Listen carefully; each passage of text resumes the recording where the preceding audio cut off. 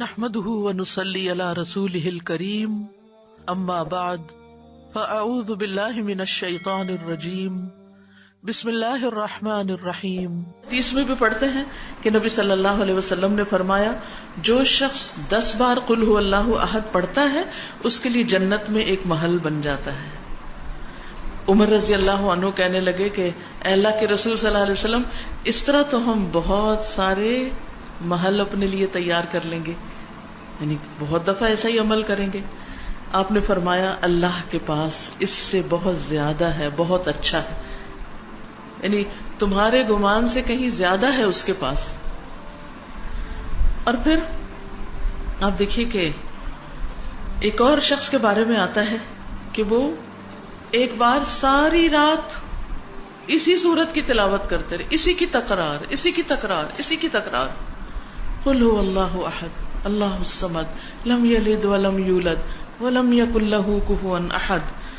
اور حقیقت یہ ہے کہ اگر آپ کسی وقت دعا کرنا چاہیں اور اللہ کے قریب ہونا چاہیں، اللہ تعالی کی قدرت اور عظمت کا احساس اپنے دل میں بٹھانا چاہیں تو آپ کو کیا کرنا چاہیے؟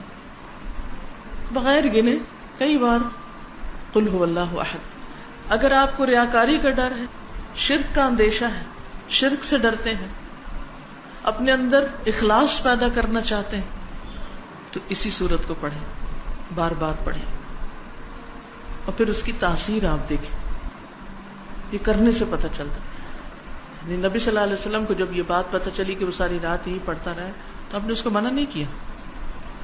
اس لیے اگر کوئی اس کو ایک سے زیادہ بار پڑھتا ہے تو کوئی منع نہیں ہے، لیکن اس کے لیے کوئی جگہ، کوئی وقت، کوئی گنتی، کوئی ہنسا کچھ مقرر نہیں،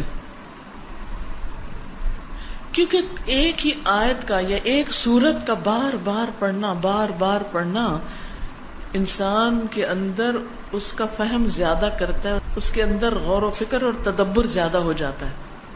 تدبر کے لیے تکرار چاہیے ہوتی، بار بار پڑھو۔ ہم تو ایک دفعہ قرآن پڑھتے ہیں اور اس کے بعد بند کر کے وہ اوپر شیلف میں رکھ دیتے ہیں، مکمل ہو گیا، اب مزید اس سے کوئی کام نہیں۔ اس کی فضیلت یا اس کے بارے میں یہ بھی آتا ہے کہ یہ انسان کی بیماریوں کو دور کرنے والی ہے۔ اب بیماریوں کو کیسے دور کرنے والی؟ سب سے بڑی بیماری اور علت کیا ہے؟ شرک۔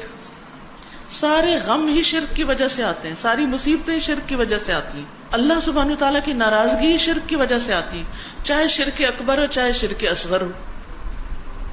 شرک اکبر تو بتوں کو پوجنا، اور شرک اصغر کیا؟ ریاکاری کرنا، دکھاوے کے کام کرنا، اپنے نیک کاموں پہ فخر کرنا، لوگوں کو بتانا کہ میں کیسا کیسا نیک ہوں۔ تو اس کا علاج کیا ہے کہ انسان قل هو اللہ احد پڑھے۔